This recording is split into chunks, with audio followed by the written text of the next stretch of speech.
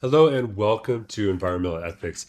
My name is Mark Thorsby, and in this video we are going to be discussing the shallow and deep ecology movement, in particular, some of the philosophical aspects.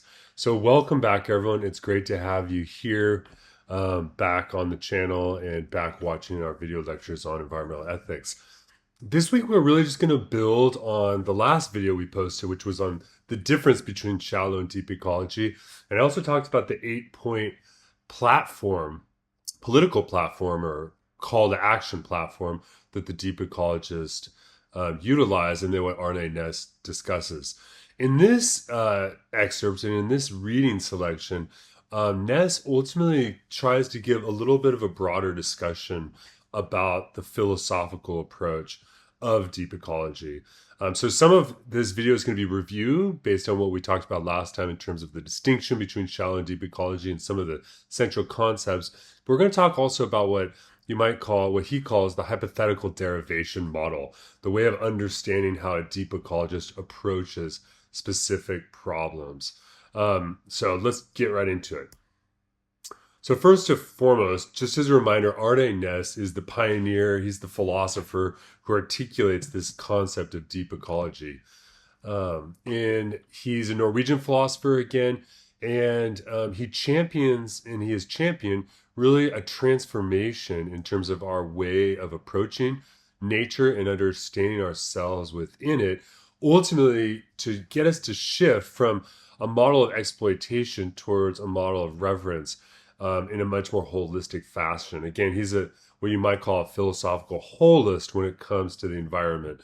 What else we need to say here? What are some of the core principles of the deep ecology movement? Again, we're talking about a profound shift in the relationship we have with nature, moving away from a way of recognizing nature just as a resource we need to utilize for our own purposes, and seeing nature and the natural interconnectedness of the ecosystems and the biosphere overall as being itself valuable, intrinsically valuable.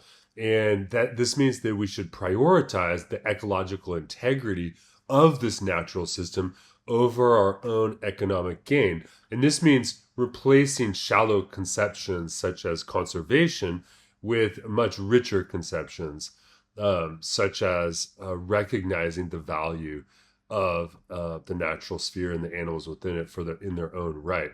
Now, this also means that for Naess, what we're talking about is critiquing an economic growth model. So currently, the notion of our economy is the idea that in order for our economy to grow, which we are actually want it to keep growing a little bit every year, notice that can't go on forever if it's predicated upon utilizing the natural world purely as a set of resources.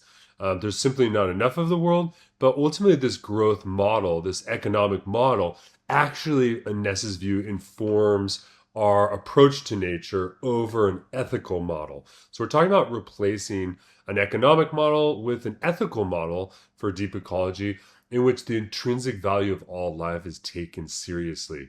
And this perspective means shifting our focus from human-centered or anthropocentric views to a much more inclusive and holistic approach that values the worth of all these different beings.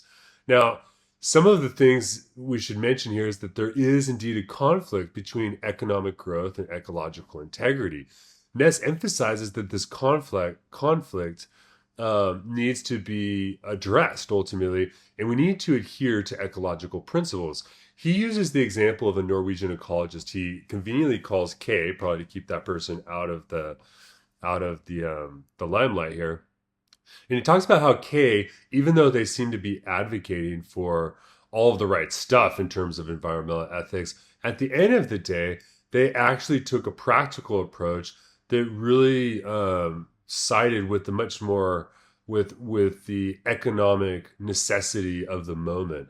So in this case of K that Naess discusses, illustrates a troubling trend among environmental professionals who, although they're aware of the need for a profound change, they ultimately choose silence over advocacy. So this essay is directed specifically at them and directed specifically towards practical ecologists and conservationists who are actually in the field making decisions.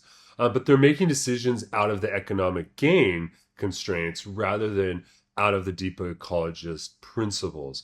So this means that Naess is advocating for a deeper ethical engagement ultimately. So deep ecology again is advocating for a transformative approach that challenges the underlying assumptions that the industrial society has regarding nature. And so this encourages, in his view, he encourages professionals to voice a deeper ethical dimension when they're making their practical decisions. He even says at one point, he says, a lot of times people will tell environmentalists or ecologists to keep their politics and their philosophy out of it and instead stick to what can be done and stick to the practical within the economic constraints of the particular situation that they're working in. And Naess basically here is saying, no, that's not right. Instead, what we need to do is recognize and make normative decisions, decisions that are based upon our values and not simply ones that fit to the economic model. So this means that we can talk a little bit about what are the deeper philosophical foundations for deep ecology. Well, again, there's this core principle and belief that there's an intrinsic value to all of these living beings, and these living beings form the foundation of our ecosystem, and that all of it has a holistic value. And this is what should guide our actions and decisions, both as individuals and within communities and for policymakers. And he articulates what's called the derivation model. I'm going to show it to you in just a minute, in which we derive practical decisions from higher order values. So this means that it's a much more concrete approach or model for thinking about actually making decisions which can have real consequence. And this, hopefully this model will enable ecologists, environmentalists, and policymakers to make ecological decisions that aren't just shallow in the sense of the shallow deep ecology, the shallow movement of ecology, but rather the deep ecology movement. So let's see if we can take a look at the derivation model. So at the very top, these are the principles, B, P, and C. These stand for the ultimate premises or the principles that are guiding the values. And you can see that anytime we ask questions about what should be done, the more general our questions get, the higher up towards those principles we go. But when we're actually deriving what our decisions and our policies should be, they should start from the beginning and work our way downward. So when we ask questions, where should we put this electrical power plant? What animals or ecosystems will be potentially harmed? And then why should we care about their harm? As we go up that ladder of questions, we ultimately arrive at these intrinsic value principles that we've been talking about. So we have these ultimate premises, and they filter down into the DEP, which is the Deep Ecology platform. That's that 8-point platform we discussed previously. And again, ultimately, Naess's view is a pluralistic one. So he's thinking here that the principles at the very top don't necessarily have to be all the same. The point of deep ecology is to, as it were, find a way in which different moral frameworks can come together in the deep ecology platform in order to make decisions. So Naess is not arguing that everyone has to accept his philosophy. He says exactly that. You don't have to agree with my philosophy, but the philosophical view you may have can actually, those principles of your framework can actually fit the deep ecology platform as they work our way down in terms of the derivation. So the examples he gives is Buddhism, for instance. He also talks about the Christian worldview. And he actually mentions that, for instance, there's a lot of ecologists and environmentalists have been harsh on potentially Christian history and its ecological relationship, probably because of this notion of being a caretaker or a steward of the environment can easily turn into a perspective in which you're just using the environment for your own resources. But Naess actually says that, for instance, within the Christian framework, there's other principles that are essential and are consistent with deep ecology. And P here would be other philosophical systems that could be in line with it. So you can think about someone like Peter Singer or Tom Regan, whose philosophical views could ultimately fit within this band of the Deep Ecology platform. Now, as from the Deep Ecology platform, then we work our way down into two other levels. Level 3 is where we derive what the more or less general consequences of these principles would require of us. And then finally, at the very bottom level, are the particular rules and practical decisions that get met at the end. So I don't know if you can see my little PowerPoint here. So up here are the principles. We have the Deep Ecology platform. And then depending on where your principles are, they filter out in potentially two different ways or multiple different ways. At the general level, thinking about general consequences. And then finally at level 4, making practical rules and decisions. Now, one of the things Naess says is that the principles don't change, but at level 4, the decisions are always changing. So we should expect that this model will always result in the exact same decision or rules at level 4, because as things are derived, we're also taking into account other specific circumstances or situations that hinge upon how we would analyze a situation. So this is the basic derivation model. He calls it the hypothetical derivation model that we can use. And I think it comes from physics, or this type of model. And he wants to use it as a way to help us understand how deep ecology works, and also to understand that it's a pluralistic system. We don't all have to agree. Christians don't have to become Buddhist for them to agree to the Deep Ecology platform and to make decisions which are consistent with their principles. So that's the basic model that Naess is articulating for deep ecology, and the way in which, again, it allows for a multiplicity of environmentalist perspectives to come into contact and to be working together in a consistent way. Now, let's contrast some of the principles of deep versus shallow ecology. Again, there's an intrinsic value for all life that the deep ecologists hold, whereas the shallow ecologists would probably argue for the instrumental value of other species. So think about, for instance, if we're talking about culling the herd of wolves, so that way we can balance out the ecosystem. In that regard, a conservationist is approaching the lives of the wolves as essentially instrumentally valuable, whereas the deep ecologists argue for the intrinsic value. And the second thing here is that the deep ecologist values biodiversity.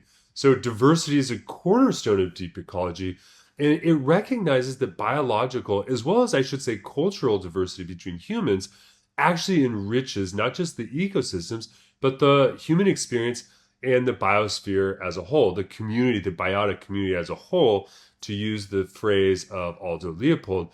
And that by valuing biodiversity, this promotes resilience and adaptability in the face of change. A good example of where we don't see this in, for instance, shallow ecology, is you can think about monocrops. So today, for instance, in the United States, most farmers are growing the same crops as other farmers. So if you're growing soybeans, you're probably growing the same type of soybeans that the farmer next to you is growing, and so on and so forth.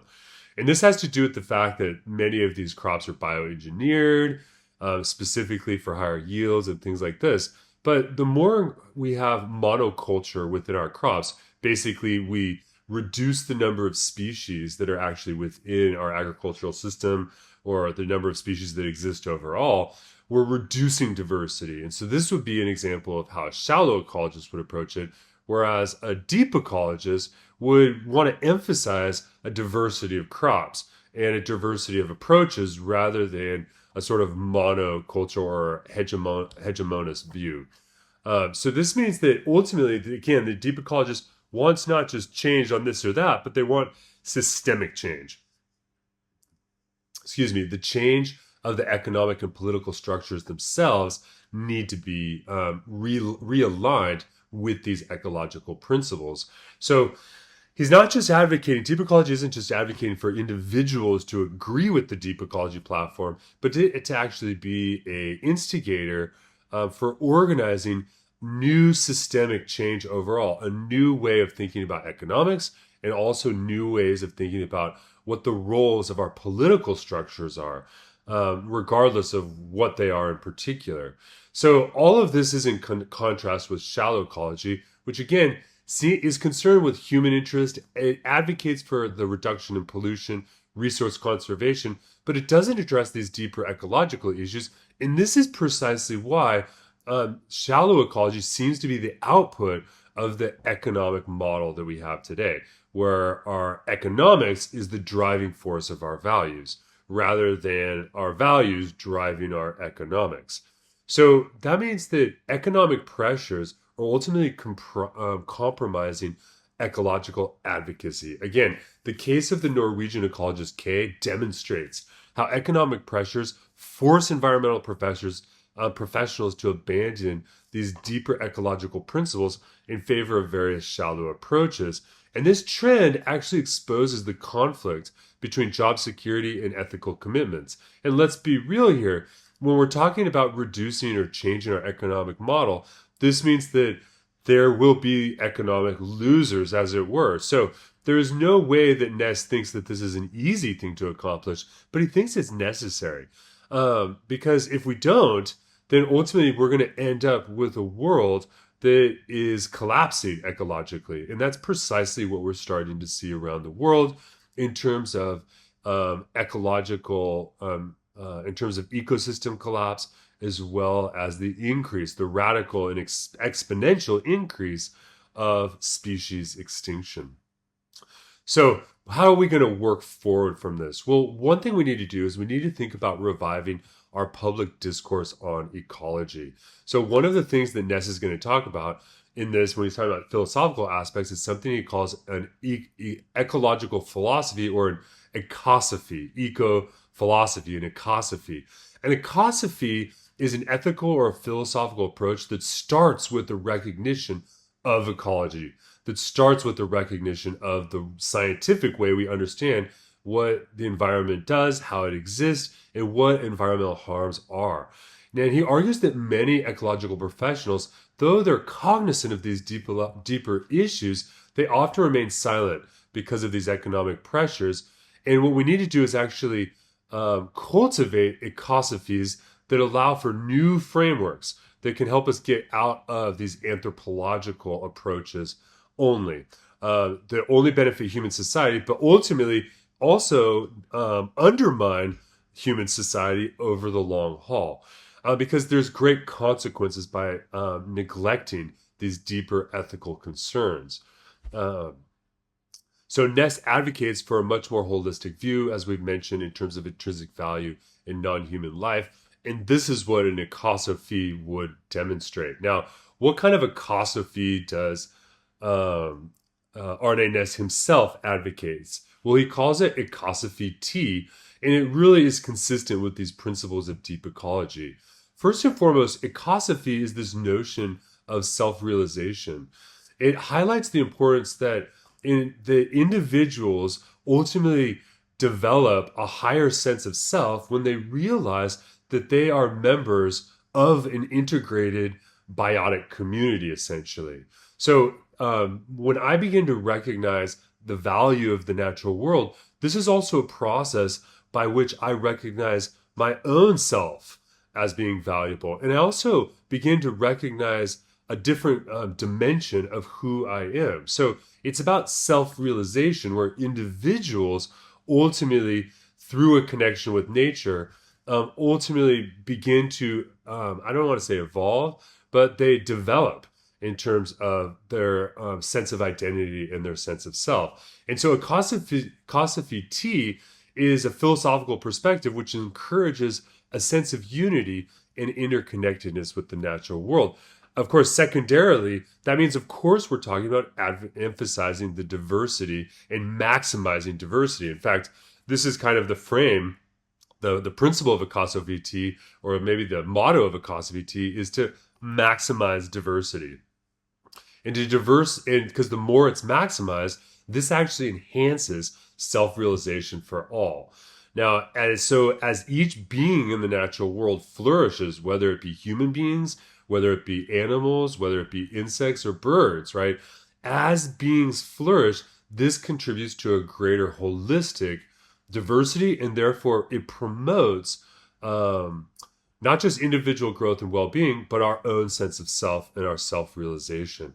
Now, how do we get to this? Ecosophy T, in Arne Naess's view, is what he calls we should live Spartan lives. In other words, a lifestyle of simplicity is one which should be preferred over a materialistic lifestyle. Notice that most people today live materialistic lifestyles in which they're constantly buying new objects and getting more material goods. Most students, for instance, that I talk to, their goal is to get a good job, to have lots of money so that they can be good consumers and materialists.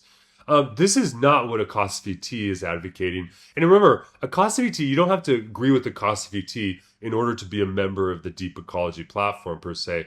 But Naess's view is that ultimately to emphasize greater diversity towards self-realization requires that we are not consumers and that we're not just consuming the natural world, which means that we should move away from a purely materialistic lifestyle. And so he argues for a simple, compassionate way of living life that ultimately values the quality of our lives and the quality of the environment over the quantity of things we can accumulate in our life. Notice how different and what a radical shift this is from a philosopher we looked at some time ago, John Locke, where John Locke's philosophy was that nature is nothing but our resources.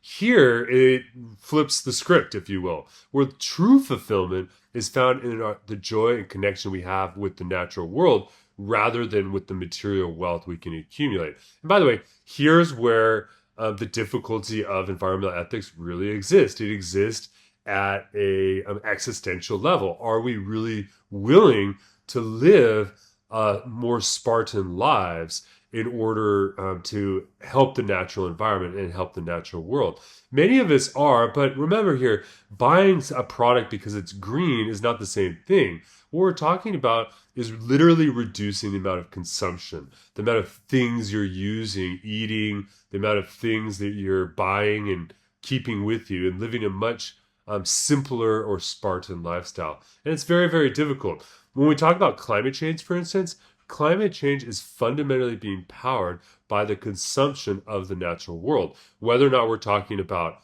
the use of fossil fuels, which is a huge component that's causing anthropogenic climate change, or if we're talking about agricultural production, which is another example.